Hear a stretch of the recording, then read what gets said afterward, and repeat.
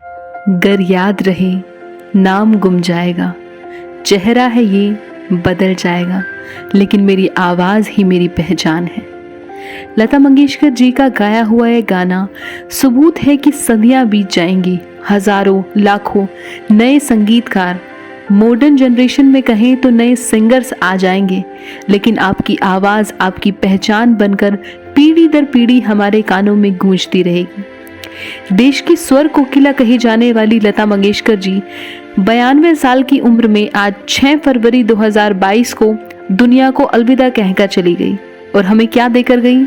संगीत की एक नई परिभाषा। Queen of melody, Nightingale of India जैसे नामों से जाने जाने वाली लता मंगेशकर जी का जन्म 28 सितंबर 1929 को इंदौर में हुआ था। अगर इनके अवार्ड्स, इनके ऑनर्स की बात की जाए तो इनको 1969 में पद्म भूषण से सम्मानित किया गया था, 1989 में दादा साहब फाल्के अवार्ड, 1997 में महाराष्ट्र भूषण, 1999 में पद्म विभूषण और 2001 में भारत रत्न के अवार्ड से सम्मानित किया गया था।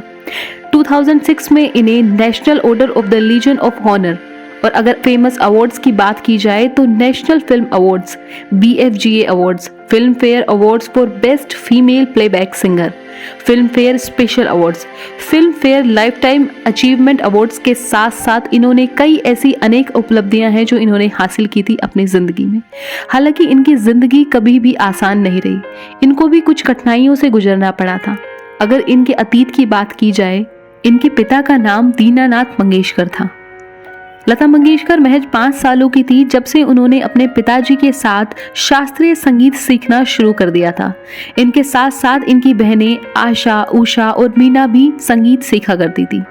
वो एक तरफ शास्त्रीय संगीत तो सीखा ही करती थी, लेकिन साथ ही साथ बॉलीवुड के गानों को भी बहुत अच्छे से सुना करती थी। सन 1942 में इनके पिता की मौत हो गई जब लता मंगेशकर महज 13 वर्ष की थी। मानो जैसे उन पर दुखों का पहाड़ टूट गया हो। इनकी पिता की मृत्यु के बाद इनके पिता के दोस्त विनायक दामोदर कर्नाटकी, जिनको मास्टर विनायक के नाम से भी जाना जाता है, इनके परिवार को उन्होंने ही संभाला और लता मंगेशकर जी को एक सिंगर और अभिनेत्री बनने में इन्होंने ही मदद की थी।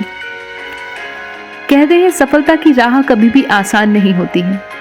लता जी को भी अपना स्थान बनाने में बहुत कठिनाइयों का सामना करना पड़ा।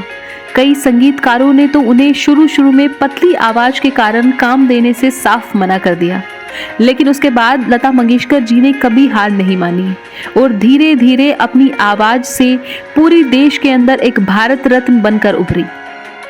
ये एक छोटा सा ट्रिब्यूट हमारी तरफ से लता मंगेशकर जी के लिए। आप भले ही आज हमारे बीच में ना रहें, लेकिन आपकी आवाज़ हमारे दिल में हमेशा रहेगी। आप हमारे लिए वही लता मंगेशकर जी रहेंगी जिनको आज सरस्वती के स्वर की उपाधि दी जाती है। आप वही लता मंगेशकर जी रहेंगी जिन्होंने अपने मधुर गीत से उस वक्त के प्रधानमंत्री पंडित जवाहरलाल नेहरू की आंखों में आंसू ला दिए थे। एक प्यारा मधुर लोकगीत गाकर, ऐ मेरे वतन के लोगों जरा आंखों में भर लो पानी। मेरी इस वीडियो को जो भी कोई आज देख रहा है, मैं उसे ये तो नहीं कहूँगी कि प्लीज़ चैनल को लाइक कर दीजिए, शेयर कर दीजिए या सब्सक्राइब कर दीजिए, लेकिन इतना ज़रूर कहना चाहूँगी कि अपने आने वाली पीढ़ी को हमारे देश की नाइटिंगेल के बारे में ज़रूर बताइएगा।